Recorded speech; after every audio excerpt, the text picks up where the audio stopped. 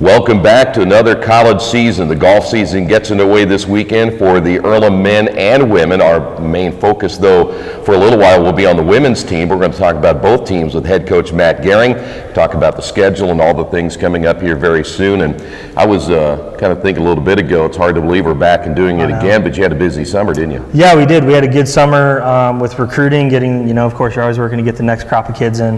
But I think our players also had a good summer. Good. A lot of our guys and a lot of our girls got some really good work in over the summer. Of course, not as much as you'd like as a coach, but is there really ever a good enough amount? So we've been working hard the last week at practice to get ready for this weekend at the Bluffton Invite. And we're just excited to get out there and finally start playing somebody else, other than ourselves, of course. Yeah, the funny thing was I was looking at your roster, and I know you were excited. We'll get to the men and more specifically, but you've added so many players on both sides. Was it fun going out and recruiting and getting all these players to come in and be a part of this program? It was fun, but it was kind of nerve-wracking because this is the largest roster I've ever had as a coach. Yeah. So being able to manage that, the school graciously enough allowed me to have an assistant coach. Good. So we brought Coach Tinsley and Jake Tinsley from Defiance College in.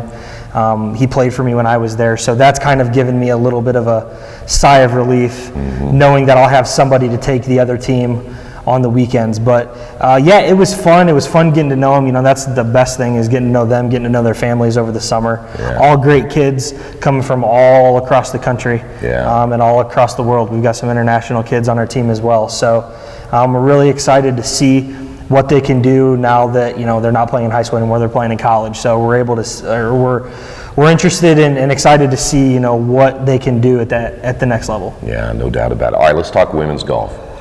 They explain to those that don't understand when we say men and women, the seasons are different. Yeah, they're different, but they're not. So the women's championship season is in the fall. That's when we play the conference championship. Our championship main season is in the fall, and then our non-traditional segment is in the spring, whereas the men's are totally flipped. Okay. Our non-traditional segment is in the fall, and then our championship season is in the spring when we play our conference championship. But both programs are playing in tournaments in both seasons, so we're basically a dual season sport. Exactly. But our main focus in the fall is on the women. It's their main season. We're trying to prepare them to compete for the conference championship. The guys are using this to tune up to get ready for the spring. Kind of like the preseason. Yeah, absolutely. It's basically what it is. Yeah. All right, talk about your women's team. Yeah, so we bring back 3 returners from last year. Hannah Torsdahl, Erin Monroe, and Emma Wilkins. So even though we are still a young team, we do bring back a lot of experience. Yeah. We bring back basically our top 3 players. Yeah. Then we added 3 freshmen, Megan Gardner from Indiana, Natalia Lutzik from Chicago, Illinois, and then Brittany Chong from New York City, New York. So they're young, they're raw, but I think with the returners that we have coming in, they're learning a lot from them. Yeah. The only day that the 3 freshmen played together was the first day of practice. My biggest thing is I wanted them to get with the upperclassmen, see how to prepare, see what it takes to compete at this level, and I think they've kind of learned a lot, and you can tell from the scores they've constantly dropped in our practice rounds each week. So it's exciting. Unfortunately enough, this weekend it's only a dual match, and Bluffton only has 4, so we're only playing our 4, so only one of our freshmen is going to get to play. But the other 2 are still going to go to be able to kind of see what a college tournament's like, and to see kind of what they need to do to prepare for next weekend when we actually go to a tournament that has more than 2 teams and it's an actual tournament field. So we're excited. I'm excited to hopefully go out there and beat Bluffton next week or this weekend, but go out there and to beat them and to get a good confidence boost leading up to Hanover's Invitational next weekend. How much contact do you make with your 3 returners to make, and I know you trust them and what they're doing during the summer, but you really want to keep up with how they're progressing, right? Yeah, so what we did last spring before they left home is we kind of went over a plan about what they did well, that they needed to continue to improve on, kind of their strengths, and then their weaknesses that they really needed to hit hard over the summer. Now, it's easy for freshmen or incoming freshmen to play a lot over the summer because they probably don't really have a summer job yet. Yeah. When you get to college, now you're kind of more in charge of paying for stuff, so getting a summer job is more important. So they got out as much as they possibly could. One of our girls was up in Minnesota at a wilderness camp, so it was kind of hard for her to get out and play, but Erin and Emma, Hannah was up in Minnesota, Erin and Emma got out to play quite a lot, and you can tell their swings have vastly improved from last spring, and Hannah is still the same player that she was last year, which is great. She was really strong for us.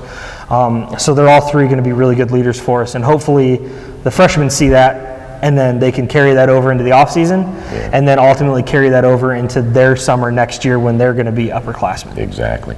The freshmen, I don't know if you can group them all. They're probably all three different types of players, but did you see something that you liked in all three? There's a reason why you brought them here? I mean, they're willing to work. Yeah. They're young.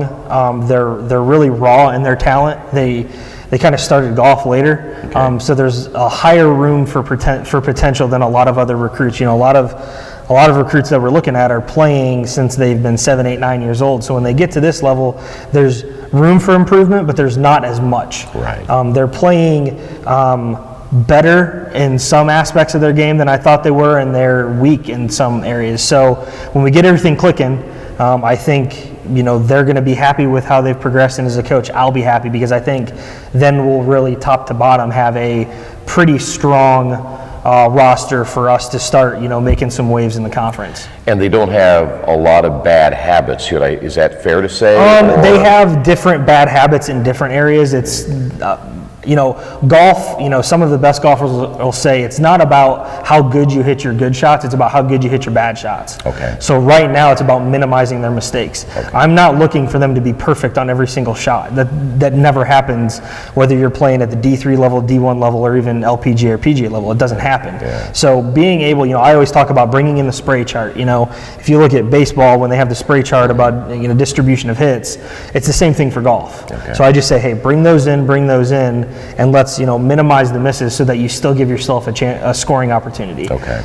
A week ago, the spray chart was all over the place. Now they're starting to bring it in. We're working harder, and the scores are, you know, dropping on a consistent basis that correlates with their hard work. So it's a week into the season. I'm really anxious to see what we can do in a month and a half when conference championship rolls around. That spray chart, was it worrying you a little bit? Yeah, I mean, it always worries. Even with returners, it always, I want them to be in the fairway every single shot and then on the green on their second shot and 2 putting for par, but I know it's not going to happen. It is what it is, right? It doesn't work out that way all the time. No, not at all. When we come back, we'll talk about how the men look, talk about a full roster. It's kind of fun to look up and down the roster and see all those guys, because now they're going to compete, and that's going to be fun as well. We'll come back to that next right here on Radio Troy Digital Sports. Best One Tire and Service has been committed to our partners since 1948. With more than 250 locations in 26 states, Best One puts over 1 million tires on the road every year. Superior tires, expert service, competitive prices. Best One Tire and Service, where the best costs less. Hi, I'm Roger Clark with Best One of Richmond. Because Best One is one of Bridgestone's largest retailers, we offer exclusive Bridgestone savings. Visit us in Richmond to save on Bridgestone tires today.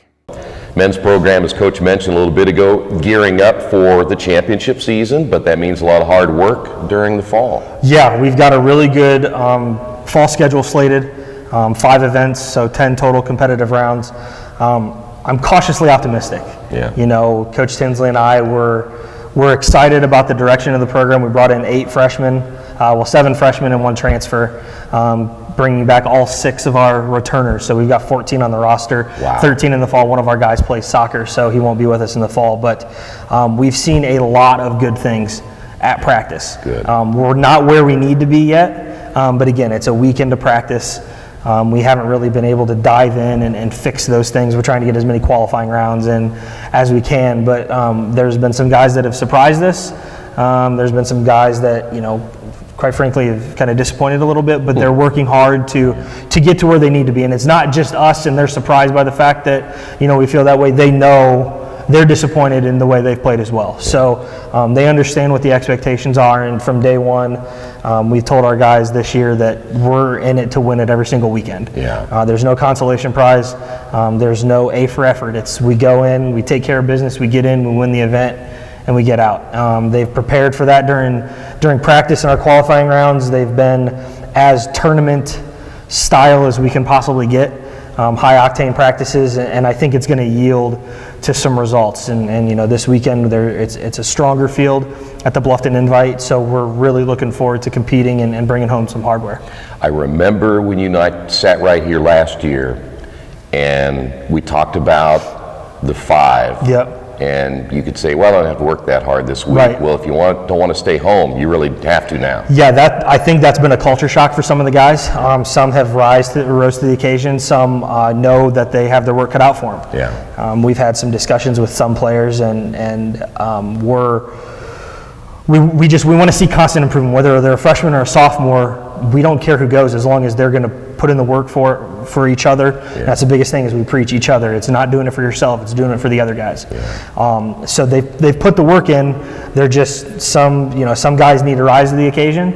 Some guys have already done that, and we're happy with that. Yeah. But we need everybody playing, all systems go from day one in order to compete for a conference championship, and it starts this weekend. And that's what it's all about. Absolutely, that's all we care about. Yep. Ready to get it going? Yeah, I think the coaching staff is. I think the players are getting there. Today's a big day. Today's the last day of qualifying. So we still, as of today, have no idea what our roster is going to look like this weekend. Okay. We don't know who the traveling eight's going to be. Today is going to be the day that we sit down after practice and we figure it out.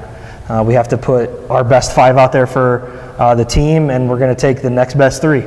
Whether that's returners or that's freshmen, it's still yet to be determined. But I can tell you that the best 8 players are going to be playing this weekend. So we're looking forward to it, and like I said, we're looking forward to competing this weekend. That's what makes it fun. Absolutely. All right, Coach, good to see you again. You too, Troy. Good luck this Yep, year. thank you. Of course, Coach will be joining us every week, talk some golf, and by next week we'll kind of see how everything pans out. And don't forget, go to the Earlham website, goearlham.com, if you want to take a look at the roster, the new players, see where they're from, and keep up to date with all of the Earlham golf and news that'll be happening throughout the entire season. And we'll see you guys again here next week, right here in Radio Troy Digital Sports.